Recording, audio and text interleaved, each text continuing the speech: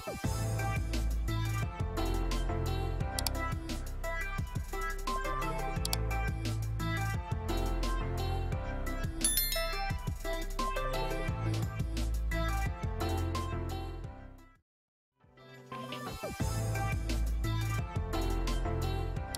tayo mag-power on ng mga breaker at saka nung switch, magdo-double check muna tayo para sigurado.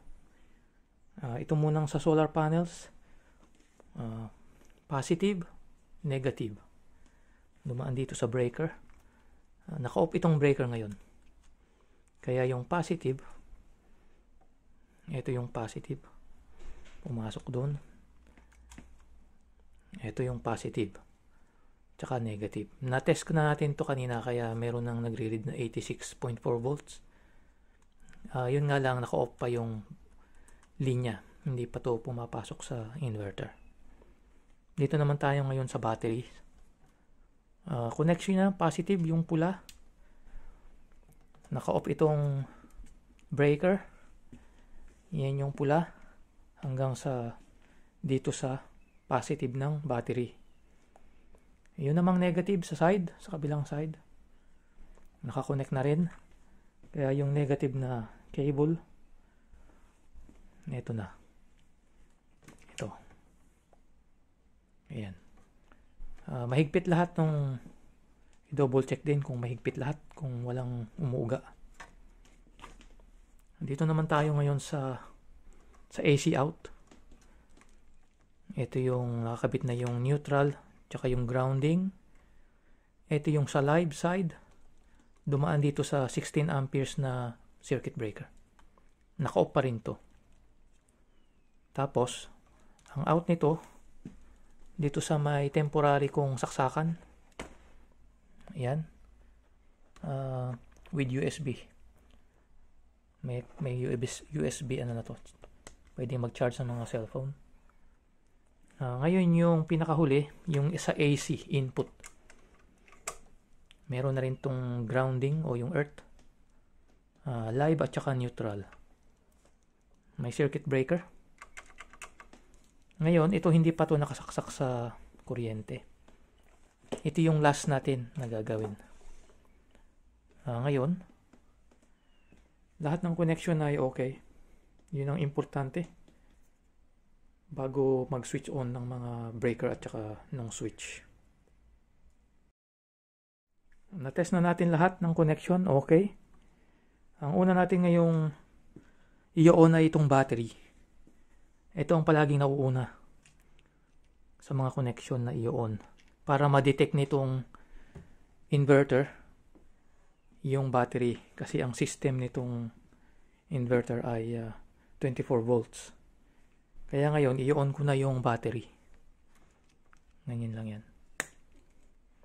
Ngayon, meron na tayong 24 volts dito. Saka ko ngayon si-switch on. Hindi ko muna i-on yung ibang breaker. Kaya battery lang muna. Ngayon, si-switch on ko na yung switch dito sa side.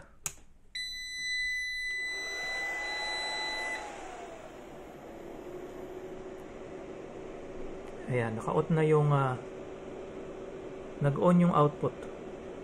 Ibig sabihin, meron ng output yung inverter. Ngayon. Pero wala pang voltage dito. Kasi hindi ko pa naman ino-on itong circuit breaker. Pero meron na tayong output. 229 volts. Naka-battery mode siya ngayon. Ibig sabihin, itong battery ang nagsusupply sa inverter.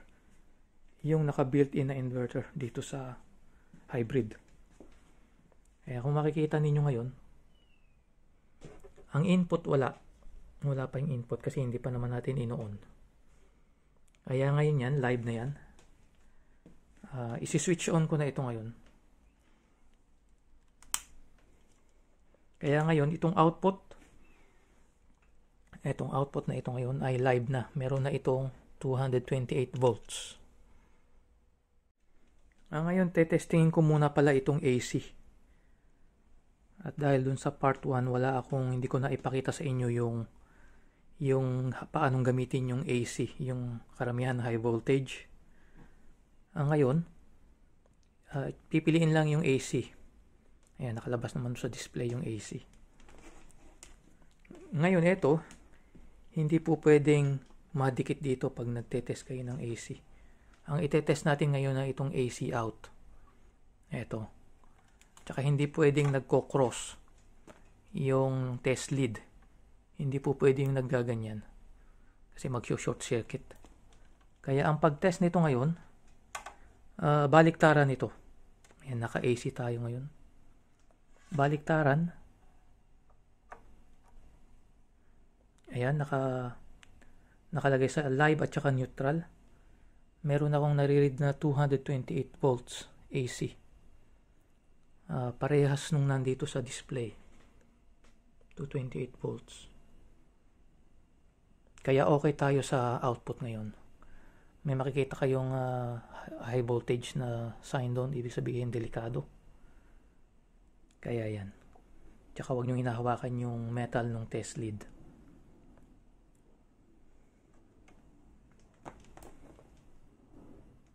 Ngayon naman itetest ko itong load. Itong electric fan ang gagamitin kong load ngayon. Isasaksak ko lang dyan. Kaya isi-switch on. Maganda itong mga socket na ito. Mayroong switch. Ayan siya. Ayan. Yan ang una kong load na sinaksak.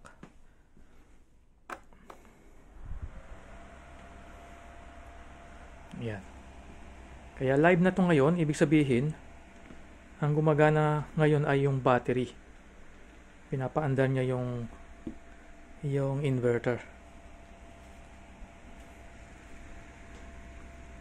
Makikita rin natin dito yung ilang voltage yung battery.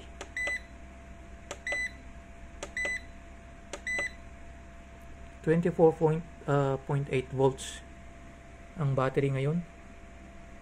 Yun ang nagko-consume yung inverter nang gagaling yung power sa battery.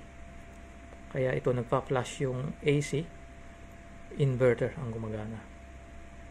Hindi pa nagcha-charge itong inverter, yung battery hindi pa.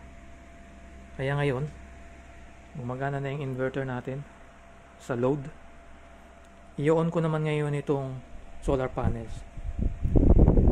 Naka-off pa kasi ito. I-on ko ngayon to. Ayan, titignan natin dito sa display.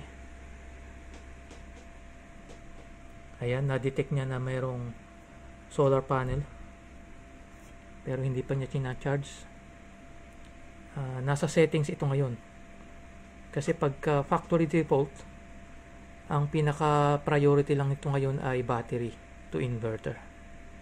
Kaya hindi pa nakakonect yung solar panels doon sa sa charger, dito sa built-in charger ng inverter. Ngayon ito yung sa settings pinagitan ko. Gumagana na yung solar panels. Nagcha-charge na. Isasaksak ko naman yung sa AC. Bibigyan natin ng supply yung sa AC in. Sa ngayon gumagana pa rin yung electric fan, yung sa output. Ngayon etong sa display,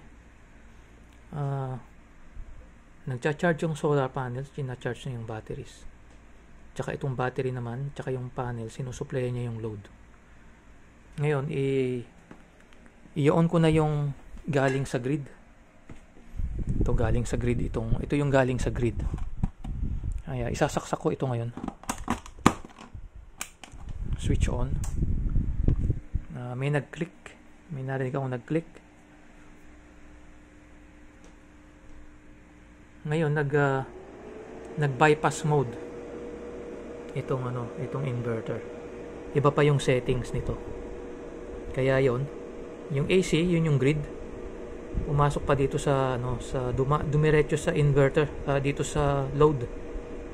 Hindi na dumaan sa inverter. At the same time, yung solar panels, tina-charge na itong battery.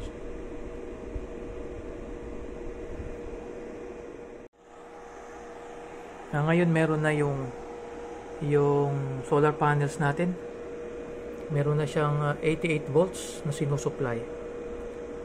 At the same time, kina-charge ng AC yung battery.